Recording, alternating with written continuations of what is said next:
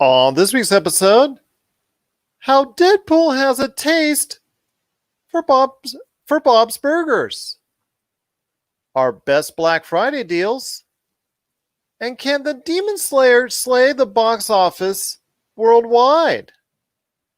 Slay the box office worldwide.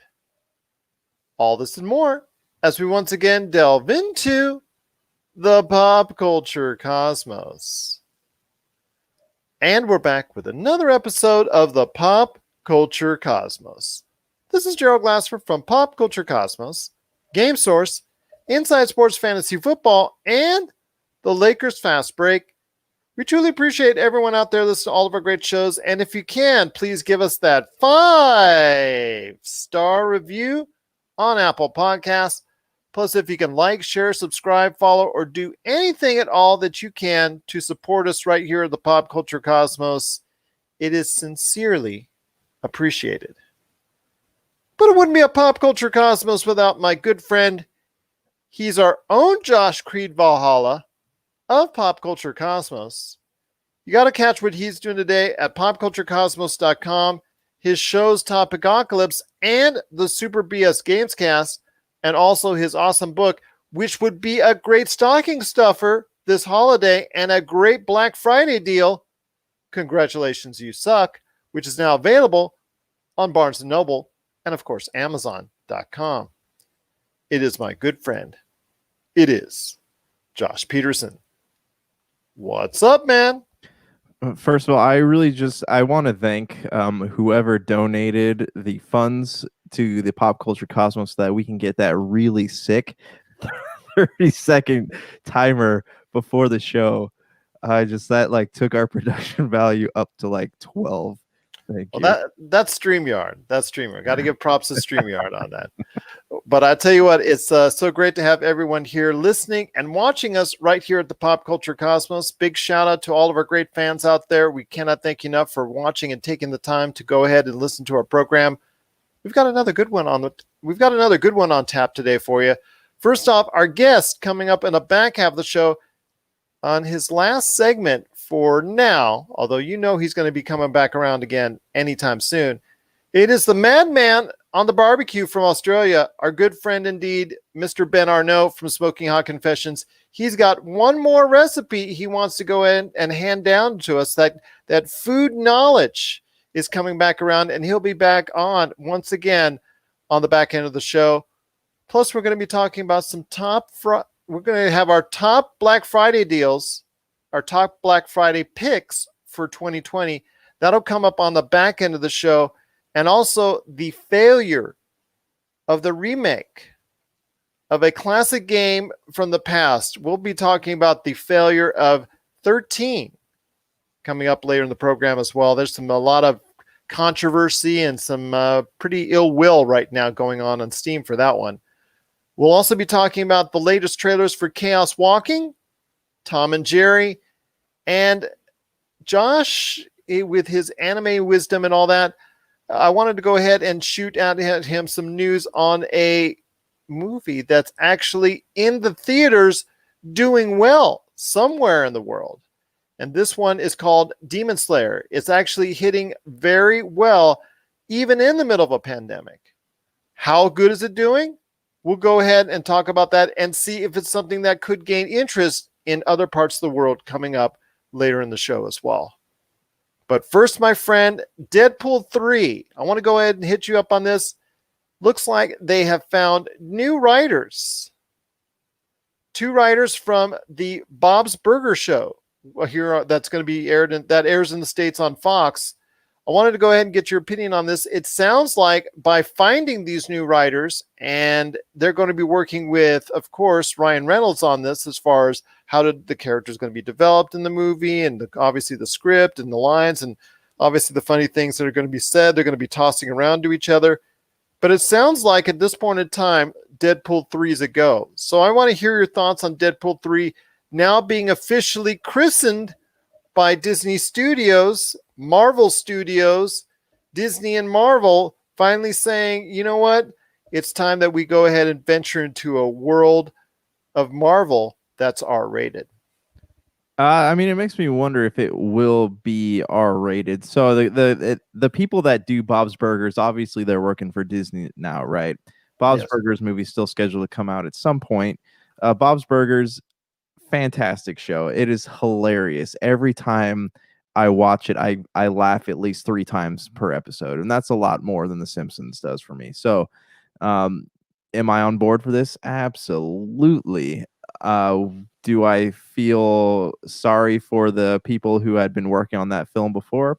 Yeah, I do, because it kind of is like a slap in the face, like, oh, your script is good, but we're gonna go more in house for this. So I'm wondering if they're using the Bob's Burgers writers to kind of tone down the I guess the crudity of Deadpool. That being said, I don't. No, if they do that, that would be a mistake right there if they Yeah, did. I mean, right, because that's everyone's biggest concern right now is if it's going to end up being like a PG-13 movie, in which case there's no point in going, continuing on with it, because Deadpool, the whole allure of Deadpool, especially to, kids, I guess, who shouldn't really be watching the movie, the whole allure to people going to see that is just because of how blatantly violent and over the top it is. So if they were to take that out, that could be dangerous box office wise, and that would also be something that I don't think the Bob's Burgers team are really prepared to handle. no, and I agree with you on that. And big shout out to Knowing and Fine who's watching us. Thank you so much for hopping on at last minute notice for the Friday show, the PC Multiverse, which you can still check out now on the Pop Culture Cosmos channel. He and I had a great conversation. You want to go ahead and check that out, please? That would be greatly appreciated. And I just will say this when it comes to Deadpool, I mean, there's no choice. You have to continually, on his own movies, make it R rated. Yes, when he's out and about in the world of Marvel, if you want to connect him into the Marvel Cinematic Universe, you want to put him in an Avengers movie or something like that, or have him have an appearance in one of the other movies, they have to be brief. I don't think they can be extended because you have to keep them PG-13. I think that's the problem right there you have is how and when is he going to interact in movies outside of his own? I think Marvel and Disney have come to grips with the fact that they're going to have to keep on making R-rated Deadpool movies. Now, they can also end up making PG-13 cuts of them like they did with Deadpool 2. It garnered a lot of money, but it really didn't go over, like Noah had said as well, I think, and also many other people said it wasn't just as funny as previous. But again, I think when it comes to Disney and Marvel, you will see Deadpool 3 as an R-rated movie. It's just the thing is, how funny will he be? How funny can he be when he goes and interacts outside of the realm of his own movies? That's going to be the big question.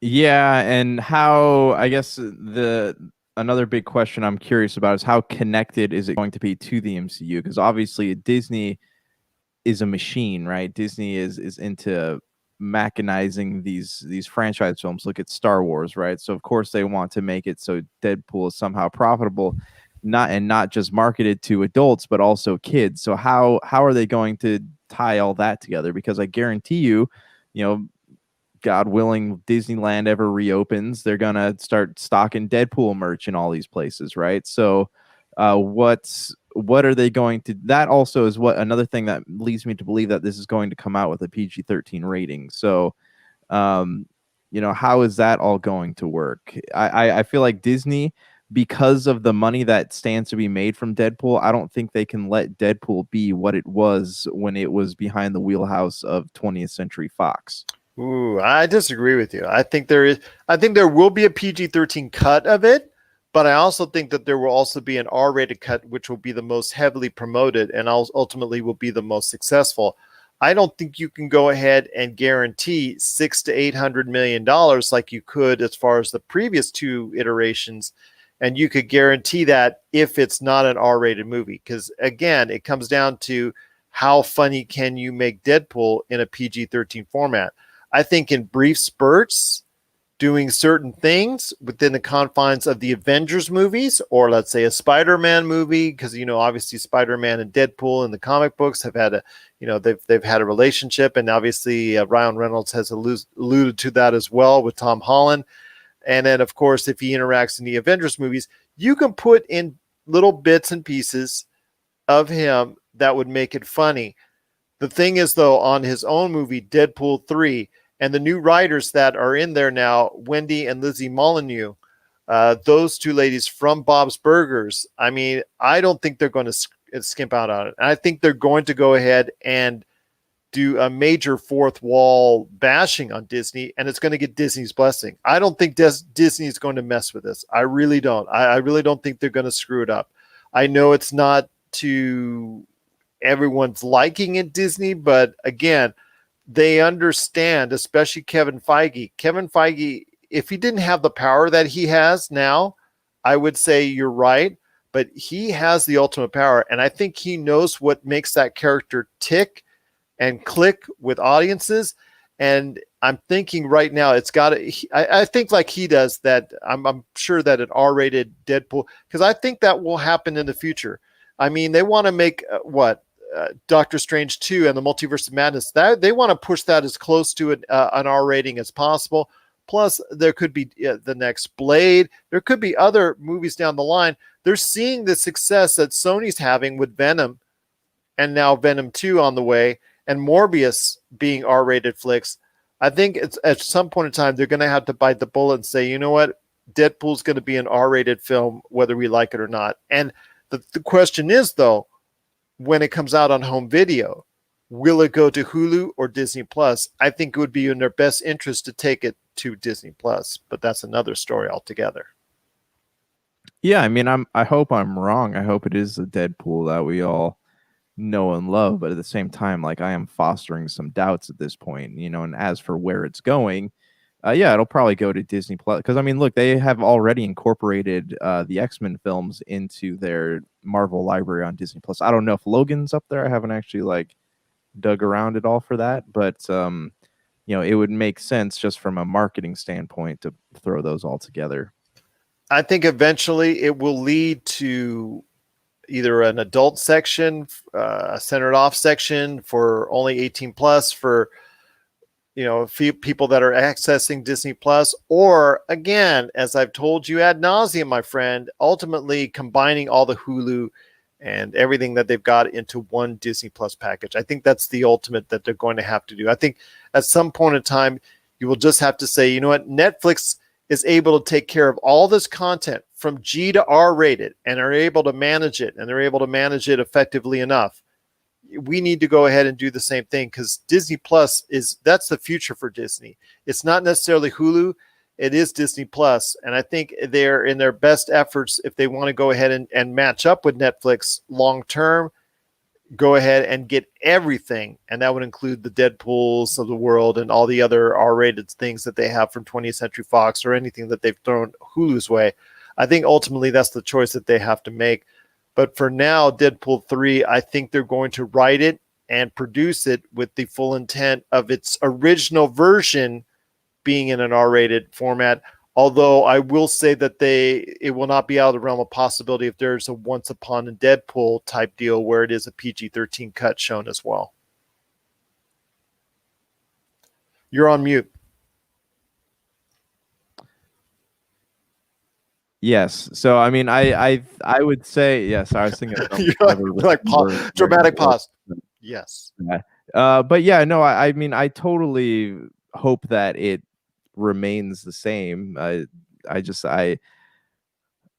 foster doubts, and I totally see them going PG-13 for the sake. And here's the thing, though, the reason that I'm so set on that idea is because of Star Wars.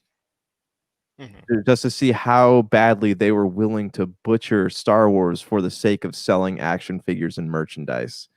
And that is what worries me about the future of Deadpool. You know what? Noah Ian Fine has had some great comments as well. He thinks it's going to go the way of an adult filter, some type of deal with Disney Plus. I'm just saying this at this point in time, if they did come out with it as a strict PG-13 movie, and I'm talking about Deadpool 3, there would be such a huge backlash. And that would kill the Deadpool character and also would kill the Deadpool, any future for the Deadpool movies. I don't think you would want to kill any chance you had for future Deadpool movies, because if you just brought it out as a PG-13 movie, I think it's done. I think you could just say it's done. I think you have a limit on how much Deadpool can make as an entire movie, as a PG-13 movie. I think you have so much of a limit for it. And I think there's just going to be so much of a demand for an R-rated Deadpool 3 that I don't think it would. I just think it would be just so much social media backlash and so much, consumer backlash that it would essentially kill the Deadpool character, even though he really can't be killed. Yeah, I mean, I totally agree with that, but I just I don't see it being outside of the realm of possibility with Disney. I hope I'm wrong. Again, I really, really hope I'm wrong. What are your thoughts out there on Deadpool 3? It's now underway. A new writing team from Bob's Burgers is now a part of the production, and it looks like they're going to go ahead and coordinate with Ryan Reynolds on a Deadpool 3. So Deadpool 3 is moving forward. It is going to most likely be somewhere contained within the Marvel Cinematic Universe. But we want to hear your thoughts on the bigger question. Do you think Deadpool 3 will be released only as a PG-13 movie, or do you think it will be released as an R-rated movie with either a PG-13 option added or just as an R-rated movie in and of itself? We want to hear your thoughts on this. popculturecosmos@yahoo.com. We really want to hear your thoughts on that because it is a big question. I think going forward, it will be an R-rated movie. Now, obviously, there's going to be times where if he's going to be in the MCU, that he's going to be involved with the Avengers. That might be different. He might be more PG-13 Deadpool. But when it comes to Deadpool 3, we want to hear your thoughts on whether or not it will be released initially as an R-rated film. Share us your thoughts. popculturecosmos@yahoo.com. Well, my friend, there's so much more to talk about on today's program. Did you get a chance to see the latest trailer for Chaos Walking, a kind of dystopian sci-fi film with Tom Holland, Mads Mikkelsen, Daisy Ridley, Nick Jonas? I got a chance to see all four. I off the top of my head, that's who I saw and who I remembered. I want to hear your thoughts on this because I have some. But first, I want to you watched it last, so you watched it most recently. So I want to hear your thoughts on Chaos Walking and see if it matches somewhere near mine. So I don't know. It has that same vibe I got when what was that movie with Natalie Portman, and they went into the Sheen, right? And there's the one you saw. You went to the movie Annihilation. Yeah, Annihilation, because you went to go see that film in the theaters. Yes, I did, and I regret it. Well, I mean, I don't regret it. It was worth watching, I guess, in order to understand that. I appreciate what they did, but I just wasn't my favorite thing. Anyways. It gave me vibes of Annihilation, just seeing the little shine around his head and just the way that was filmed, seeing the color palettes they used for the cinematography. So it looks gritty. It looks really cool in that aspect. My hope is that it doesn't turn out being another Valerian. Is that what that movie is called? With Yeah, so my hope is that doesn't turn out being like that. The story sounds really interesting. I thought that it was more of a Indiana Jones type film in space, but I guess it's not really that. It's more of because I've never read the book, so it looks more like I guess a mixture of the Rundown, where they're just running through the wilderness, and it looks more like a survival film, I guess is what I'm trying to say. Well, let me just give everybody a rundown real quick, my friend, on this. Basically, Daisy Ridley's ship crashes onto a planet. The planet is I think only has men on it, and the men can read each other's minds, and she can read all their minds, but they can't read hers. I think that's pretty much the gist of it. And then there's also at the end, I guess, a threat of alien races that were either following her or after her. They're coming to go ahead and invade the planet. I think that's the vibe I got. Is that correct? Yes, yeah. So it looks cool. It looks something something that I would be down to watch. I don't know. Like, what are your thoughts on it though? Daisy Ridley looks like she is trying to break away from Star Wars a little bit in Maybe this that's why role. she had the blonde hair. Right, and Tom Holland is good. I love the idea of her being able to see his thoughts. My one reservation is I saw they have a dog in this, and if they pull an I Am Legend and kill the dog, then it's gonna have my instant hatred. Yeah, it's always your deal bear. It's always your deal breaker for that, my friend. I want to say this. First thing that comes up is the big question.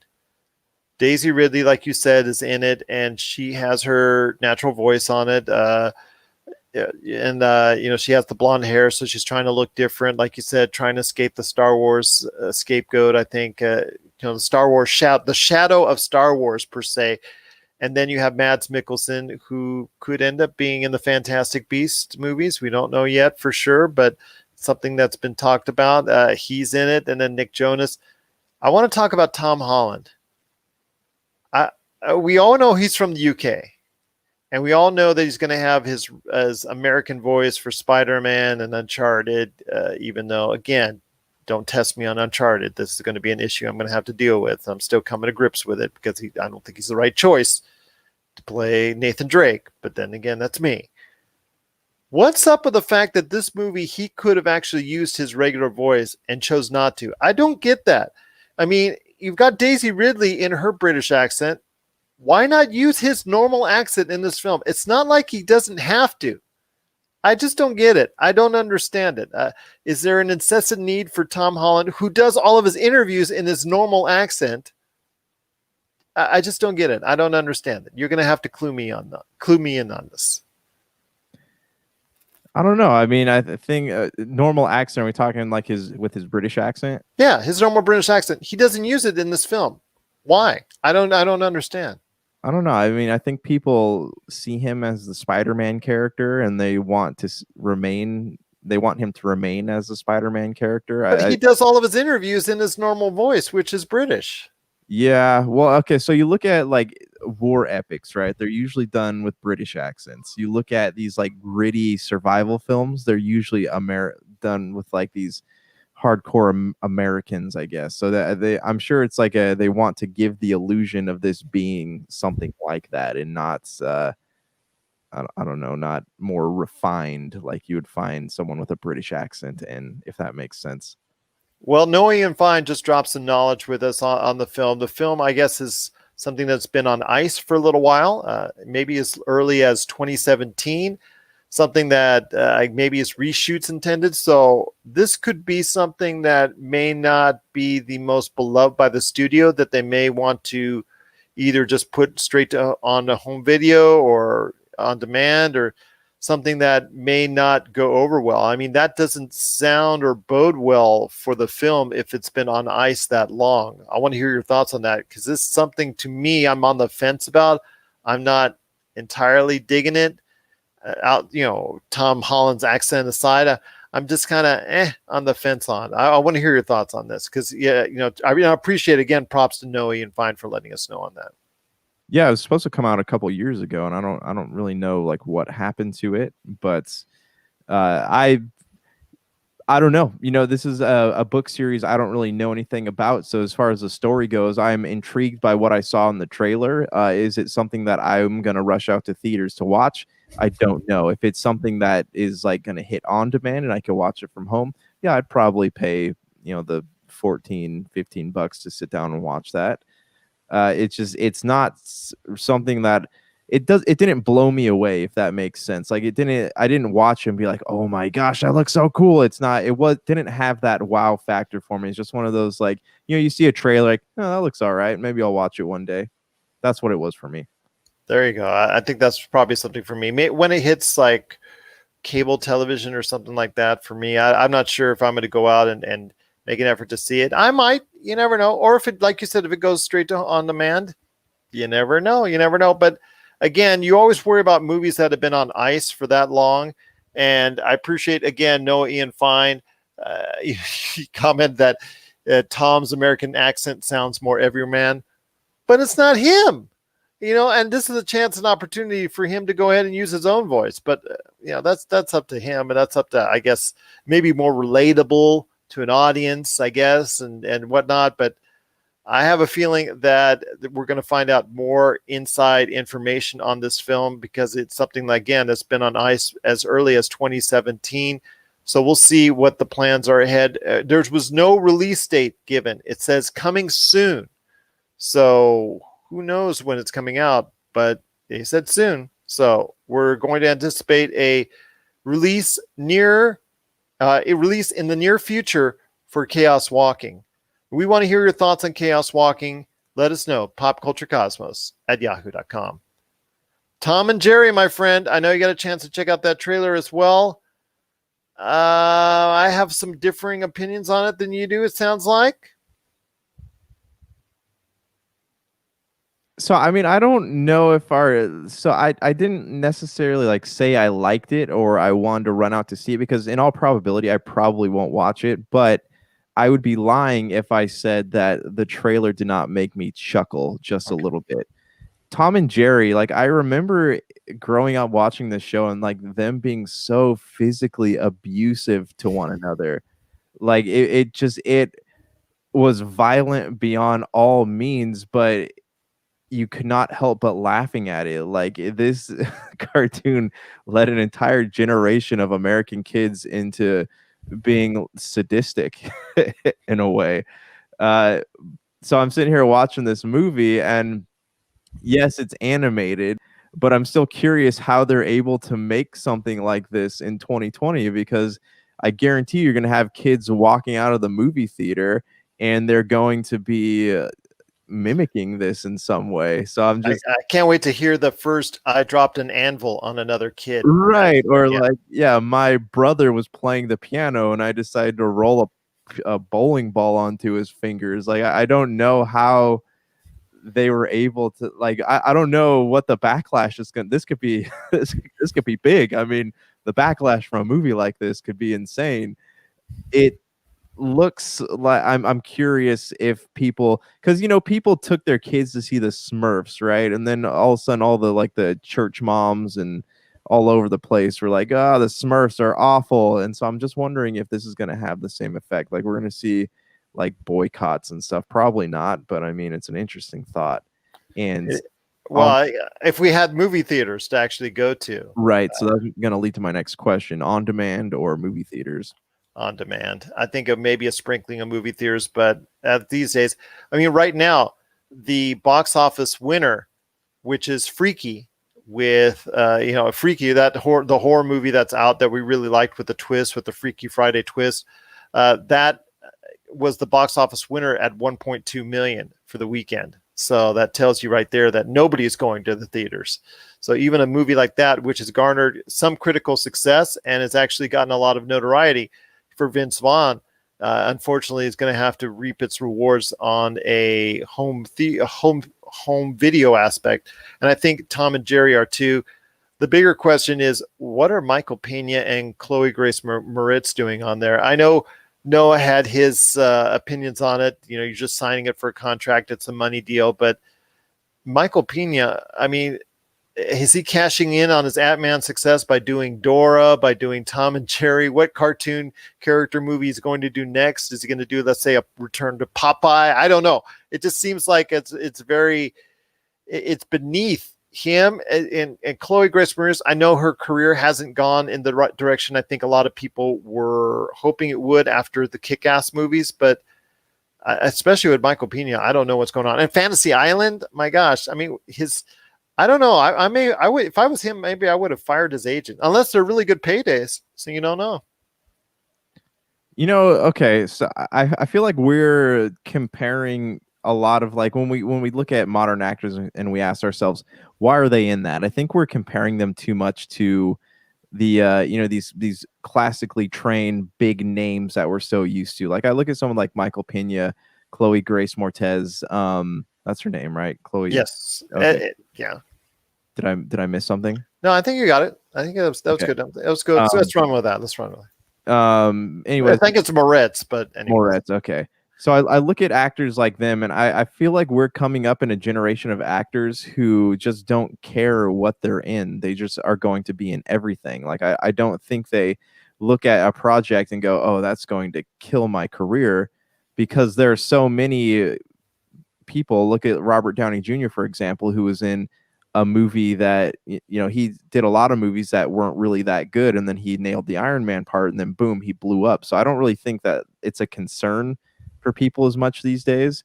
What really bothers me about Michael Pena, though, is that people are constantly typecasting him. Like he always plays the same role in every movie, or more or less. He's typecasted as, in Hispanic characters. Like that's what he gets typecasted as, and that kind of Because makes he's a really good actor. right, He is right. He is fantastic. He's a fantastic actor, and he's got so much potential. But he just keeps on getting crammed into the same roles that just in slightly different variations. It's a shame because, like I said, he is a really good actor, and he's had some works out there that are really worth noting before the Ant-Man's movies. And I understand that he's created this comedic niche for him, as Noah Ian Fine has also alluded to as well. But I'm still thinking that he could do better. He could do more. He could do something more substantial than these paydays, which essentially they're glorified paydays, because you're doing things like Dora, and you're also doing things like you're now doing things like Tom and Jerry and Fantasy Island. These are movies that are not going to be well remembered years down the line. So I just don't understand why he feels the need to go ahead and get, unless, like I said, he wants to go ahead and pad that account. And if that's the case, then more power to him on that. But it's kind of disappointing for someone of his character who has such a great career ahead of him. I'm hoping that he'll get some good dramatic roles to maybe supplement off that, because that's what we see sometimes, is where there's a good dramatic actor, he'll have those payday roles. He or she will have those payday roles, and then that actor or actress will go ahead and supplement that with the Academy Award winning or Academy Award beloved type films to offset that. But we'll wait and see what happens. Chloe Grace Moretz, I mean, that's, again, she needs to go ahead and put herself back on a better track. I think she's a great young actress that could make a lot of headway, but I think she's made some poor choices since the Kick-Ass movies. But again, that's just my understanding. But Tom and Jerry, it's Tom and Jerry. Like you said, it could be something that's very controversial for all the different reasons that, again, this is something that's gone on for something that, this is a show that, I mean, these are cartoons that have taken place even before you and I were born, that they were created. And the violence that's on them, which we were always laughing at as a kid, now in 2020 is going to be perceived as something much different. So I'm curious to see if they will continue with that level of violence, or if they will do something very subdued that won't get the characters over at all. And that would be disappointing if that's the case, but we'll have to wait and see. But it is a Tom and Jerry movie. It is a Chaos Walking movie that are upcoming in the near future. But we want to hear your thoughts. Did you check out the trailers? Let us know. popculturecosmos@yahoo.com. Well, coming up next is Ben Arnault from Smoking Hot Confessions. He's got one last recipe to go ahead and give it to, and shout out to everyone out there before the end of 2020. And he's going to drop that up next, right after the break. And then after that, we're going to be talking some Demon Slayer, our top Black Friday picks for this year, and the failure of the remake of 13. This is the Pop Culture Cosmos. And we're back to close out the show. This is the Pop Culture Cosmos. Want to give a big thank you again to our good friend in Australia, Ben Arnault from Smoking Hot Confessions. You got to check out what he's doing on everything relating to the barbecue scene at smokinghotconfessions.com. And of course, his videos, his podcasts, be a part of his group on Facebook, and so much more. He's all over he's all over social media. Just type in Smoking Hot Confessions and you'll be glad you did. Plus, also, you got to check us out next week. Next week, we're going to be live from Indie Pods United. We're going to be live from Indie Pods United. It is a great 5-day event. If you're a podcaster, want to be a podcaster, or just looking for some great entertainment and podcast shows, not only that, we're going to have musicians. They're going to have a whole bunch of live music, like I said, live music, comedians, entertainers, interviews, panels, workshops, podcasts, and so much more. It is Indie Pods United. For ticket information, and as of this recording right now, it is still $10 for the entire event, 5 days. Oh, equates to $2 a day. 5 days, $10. Just hit up indiepodsunited.com for ticket information through Eventbrite. Please, I know the people that have been working on it so hard. Big shout out to Tina Marie from the Psychedelic Podcast. She's been working so hard to make this happen.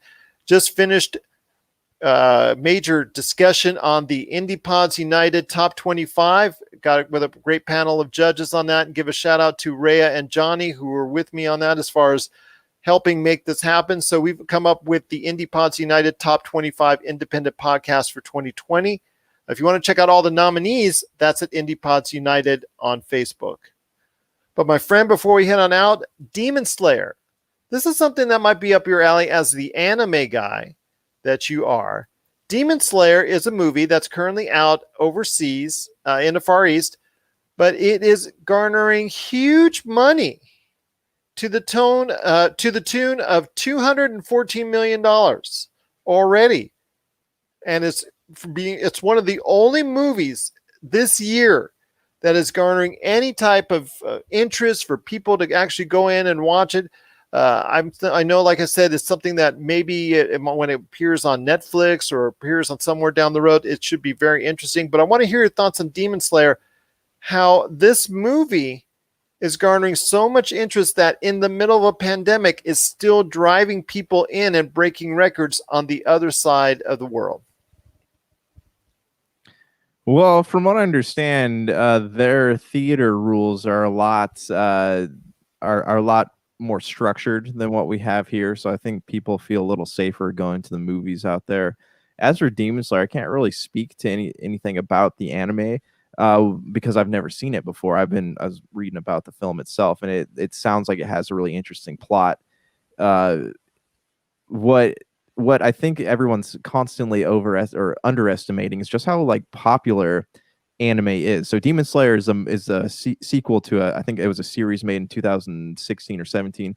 But I think that the American market is constantly underestimating just how much people love anime. Like you go to Hot Topic, you go to Box Lunch, you go to any store really, and you're gonna find racks of like My Hero Academia. You're gonna find a lot of Dragon Ball Z stuff, Dragon Ball Super, even a lot of Gundam stuff, and that just goes to show you that like people, there is a big craving for anime. And I know that we do. Back when like the Inuyasha films came out, Edwards did a big run of those, and I don't know if they made a lot of money, but they just stopped doing that. Like several years ago, they just stopped doing that. I think the last thing that Edwards played was Sword of the Stranger or Eureka 7. I don't know, is one of those films, but there was just years where there was nothing, no anime events in theaters. And I think that if they were to play some anime in theaters, we would see people turning out to watch this stuff. And because of that, because they don't do that, I don't think that we'll ever be not sorry. What I'm trying to say is I don't think that they're willing to like test the waters here enough to try stuff like that. But it makes sense, and I wonder if we're going to be seeing a North American release of that same film. I'm wondering that as well. I have a feeling, though, it's going to probably not get a box office release, or obviously, and right now it's going to be a very limited one. I have a feeling Netflix is going to end up, because they have really done a number on getting anime. They've really cornered the market on that, ahead of Crunchyroll, ahead of some of the other anime specialists. They have really gone and went ahead and really, tried to make a marketplace out of the anime, out of the anime industry. So I think Netflix would be my odds-on bet to see it here in America. It's not something I know per se, but I think at some point in time it's going to end up on a major platform like Netflix, because I think this is garnering too much interest overseas to pass up. Oh yeah, absolutely. And I would hope that it does. I just would, with Netflix and their anime, my only complaint about what they do is that they have these shows that go maybe 2 or 3 seasons in and then they don't finish them. And I don't know, like, if there's how the market works or stuff like that, as far as like Funimation and Right Stuff. I think it's the same company, Bandai, whoever it is, who makes these like these big high profile anime series. I'm curious how the distribution rights work for things like that, you know? I'll tell you what, it's going to be very interesting to see how that plays out, because it is Demon Slayer and it's breaking box office records in the Far East, in Taiwan, in Japan. It's really doing a number. And, it just seems to be something a lot of people are very interested in. And it's an anime that could garner some big dollars as far as selling off the rights to one of either the anime specialist networks or Netflix. I have a feeling it will probably be Netflix, because Netflix keeps its eye on projects like these, and somehow they manage to go ahead and matriculate there. And they're spending a lot of money on projects like these. And I think that's going to end up there most likely, although, again, that's still up for debate. But I want to hear your thoughts out there. If you've heard of Demon Slayer, if you're interested in Demon Slayer, we want to hear your thoughts. If this is going to be the type of anime you really want to get into when you get a chance to go ahead and watch it, we want to hear your thoughts. popculturecosmos@yahoo.com. Well, my friend, let's go ahead and hit some Black Friday picks for 2020. I want to hear some deals, man. Deals, because Black Friday is around the corner. So go ahead. Hit me up, man. I'm ready. Go ahead and hit me with some deals. My wallet is in another room. My credit cards are in another room, so I can't spend it right now, but I'll have my internet ready. Go ahead and hit me up with some Black Friday picks for 2020. So it's weird this year because everyone has already kind of put their stuff on sale, and it's been on sale for the past couple weeks. So let me start with what I've bought already. So I've been to Best Buy, and Best Buy's got some really great deals on Marvel and DC movies. They're just great deals all around the board. I got Aquaman on Blu-ray for $5. I got Birds of Prey on Blu-ray for $5. I got what else? I got the 2 Spider-Man movies on Blu-ray for $5. We went to Walmart and I was able to purchase Rise of Skywalker on 4K Blu-ray for like $7. So that was a pretty good deal. A movie I normally wouldn't have bought, but at $7, you can't really complain. Mortal Kombat Legends I got for like $3. So I've done a lot of movie shopping so far. What I'm looking at that hasn't started yet, or actually is starting and is up now, it looks like. You go to Target, Tony Hawk's Pro Skater 1 and 2. I've been looking into getting that pack, and that's about $25 right now. Same thing with Star Wars Squadrons. If you did not play Final Fantasy VII, the remake, which we talked about before we started recording, that is also $24.99 at Target. Forza Horizon 4, if you don't have Games Pass, is also there. Moving on to Walmart, they have quite a few different titles as far as you can get Mortal Kombat, $15 on Xbox One, PS4. Mortal Kombat 11, correct? 11, yeah. Assassin's Creed Odyssey, $15. Other things that stand out, if you're on the fence about playing Death Stranding, this would be a good time to pick it up for $20. Same thing with Days Gone. You can pick up the Resident Evil 2 remake for $20, which I think is highly worth it. Moving on to Best Buy here, they've got some pretty great deals. Again, their Blu-rays are up to like $18 off. So, I mean, this is a really great chance if you're looking in the market for 4K and you're looking for like Marvel, DC stuff, even, horror franchises like The Conjuring. You can pick up a lot of things. I know it's really cool right now for kids to have seen the movie It. So if you're in that crowd, there's $6 at Best Buy. Okay, so I've been perusing Target. Have you noticed that they've become a lot more expensive lately? Well, there is a couple of doorbusters, as they would say in retail back when I was in there and doing it, loss leaders. But there's a couple of interesting doorbusters. The Beats headphones at $174.99. Those are some high-end wireless headphones that I think a lot of people would be interested in. Those are, I think, about $150 off of their normal MSRP. So that's a good deal right there. Yeah. But the thing that catches me most of all the TV deals, and we mentioned on the show here all month long as far as the TV deals, I really, really think that the 65-inch TCL that has got 120 clear motion refresh rate at $229.99 for a 65-inch TCL, I think that one appeals to me the most as far as from a good value, what you're getting. TCL's a known brand. I see them every year at CES, and I do see them out at other retailers. So I'm going to say right now, you're right about Target, about the prices being a little bit higher, especially on the video games side. I thought there was not as many attractive, deals as I once Yeah. saw. They're not dip. I mean, and also Target has some really great deals on TV mounts. So I know those are crazy expensive. So if you're looking to get one that has, well, those are high margin. Those are high margin. Yeah, products. exactly. But if you're looking looking for something that has maybe 2 or 3 inch clearance from the back of the wall, because for me, we have a 70-inch TV in the front room, and I busted one of the HDMI outlets on there. Nice because going. it plugged in. Yeah, so I can only use the ones on the side. But way to go, Josh. Way yeah, to go. Foolish Josh. Anyways, if you are looking for something that has a little more clearance, Target has some good deals on TV mounts. I haven't actually looked at Best Buy's TV mounts yet, but back to Target, yeah, they're like, hey, we have deals going on, but they're only like $3 or $4 off. Like, it's no different from any other like Sunday ad. So it's not really something I'm interested in shopping. What I am interested in with Target is the buy 2 get 1 free on movies, music, and books. So every year I search for a thing like Gundam Blu-rays on sale. And what I have discovered with Target, though they're not on sale, I can buy two of the box sets and get one for free. So if you're in the market for anime, Target actually would be Target.com would actually be a great place to go right now. Anything else from Target you're interested in looking at? Like I said, the video game deals were kind of disappointing to me there. I do want to say, you mentioned Best Buy. If somebody has not picked up Gears 5, which I haven't as of yet, and it's $5, just letting you know, Gears 5 is going to be $5 at Best Buy.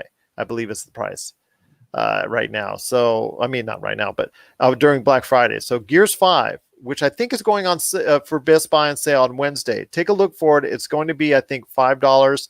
Plus also GameStop, which is something we don't normally talk about as far as concerned. We did cover their ad last week. You can buy Gears 5 at Best Buy for $5 right now if you wanted to head over there.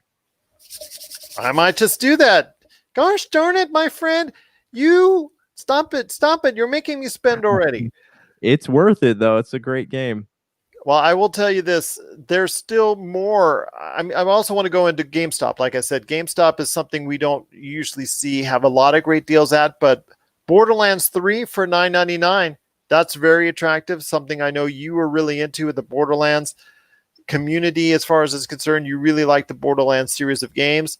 And then the biggest thing, and I have not seen it marked anywhere lower, and it was very surprising to me. I had to check it twice, but Star Wars Squadrons at $16.99 for a game that recently came out that has garnered a lot of critical success. And it's something that, yes, it doesn't have the longest campaign in the world, but it's kind of fun. And then the multiplayer is kind of fun as well. For something that is pretty solidly thought of, another successful EA Star Wars game, to have it at $16.99, which is actually more expensive, which is actually less expensive than Jedi Fallen Order is on any of its sales for Black Friday, that I found very surprising, even though it's marked, initially as a lower MSRP. Yeah, it's I mean, people who, if you were hesitating to play Star Wars, like, this is the time to pick it up. You can even, it was Walmart, I think, had Jedi Fallen Order for around that same price. So I mean, if you're in the market to play some Star Wars games, this would definitely be the time to pick them up. What are your thoughts out there on some great Black Friday deals? We want to hear your thoughts. If you have any in mind, we'll go ahead and update people out there on our Pop Culture Cosmos Facebook page. We'll go ahead and give people updates there if you have any in mind, or if we see any more great deals, whether it's on BlackFriday.com or any of the other Black Friday ad sites and whatnot. If we see any other great deals, we will definitely share that along right on our Pop Culture Cosmos Facebook page. So take a look for that. But again, if you have any thoughts on it, questions, or if you just want to go ahead and share some great deals, let us know. popculturecosmos@yahoo.com. Well, my friend, it's been a great episode. I cannot thank you enough for being a part of it once again. But before we head on out, this is one of my favorite original Xbox games. That's 13, the Roman numeral 13. It was a very intriguing game. I didn't know very much about it when I first picked it up, but my gosh, I got invested in the story. It's about a guy that's suffering from amnesia. He wakes up alongside the beach, and then he finds out that he may or may not have killed the president. So you got to go uncover this plot. He used a at that time, I wouldn't say revolutionary, but very stylistic cell shading technology. Had a really good comic book type of feel with the panels that they use in comic books. That style was utilized very well in the game. And then the multiplayer, even though it was only a 4-player multiplayer, I think it was still very cool to play. And I loved using the crossbow in that game. Oh, it was just such a fun time. Unfortunately, for everyone out there, well, I thought it was actually kind of cool. I was looking forward to a remake that was happening of it, and a refreshing or a reimagining of it coming out this year from Microids. I think it's one of the developers on the game. It was coming out this year, and it did come out. It came out to extremely horrible reviews because the development companies involved, unfortunately, decided to go ahead and take most of the cell shading colors and cell shading technology away and tried to give it its own look and feel, and in essence took a lot of the gameplay as well from it. It's earning one of the lowest scores ever on Steam, and it's gone to the point where the company itself is blaming the coronavirus and blaming other things and apologizing profusely for it.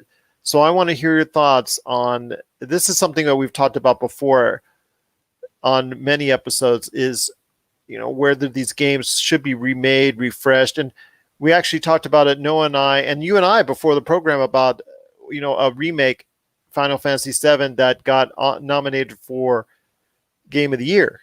That's on one side of the spectrum. Unfortunately, the 13 remake is on the other. Yeah, so it's funny, like cases like this where people really, or the creators of these games really overestimate or underestimate how much people love the animation style in games. Like if what you said is correct, and one of the big staples of 13 was the animation style, it sounds like that was not something their marketing team really did any research on, trying to find out like what made people want to buy the game. What made, when you look into a game and find out like what makes this game worth remaking, literally rebuilding from the ground up, you would think that you would do some research and find out that, hey, people really like the animation in this game. And I don't know if like Corona is a great excuse. It probably is just a lack of preparation done on their part for this game.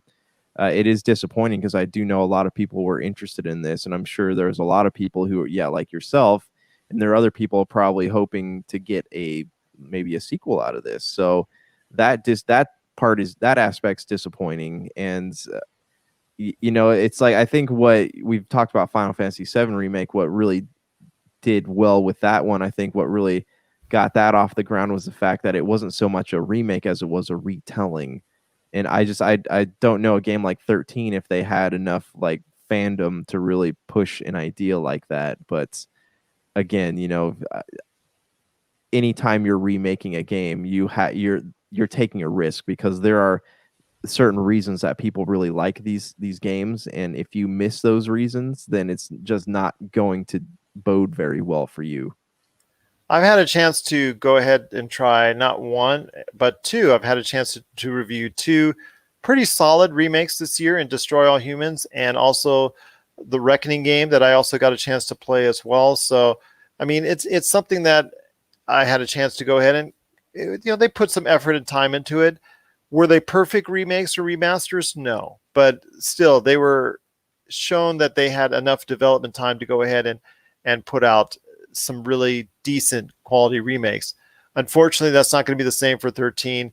And you're right, when it comes to Final Fantasy VII, they did put the time and care into it, and they built a lot of aspects into it that were new and fresh and exciting. But they also did a lot of things to go ahead and remind us of what would happen, what was so great about Final Fantasy VII. Is it game of the year worthy? I don't know. Again, Noah and I discussed that on Friday's show. You'll have to hear that debate. I think there were some parameters that I don't think it qualifies for, but that's just me. But when it comes to 13 and the remake, it's just something they should have avoided altogether once they started going ahead and really messing with what was so great about 13.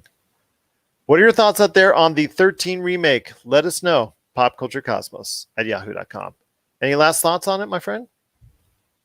No, I mean, I'd be curious to know, like, yeah, if anyone else had thoughts out there, I'd be curious to know, because I mean, I want to know what makes a good remake in people's minds. You know, like, I've played a few remakes and I've enjoyed them just for the sake of going back to that world, you know. So, but in other people, there's certain aspects of every game that they want to see redone. So I just am curious if you guys can shoot us an email and let us know, like, what makes a good remake, because I'm genuinely curious of what people think of that.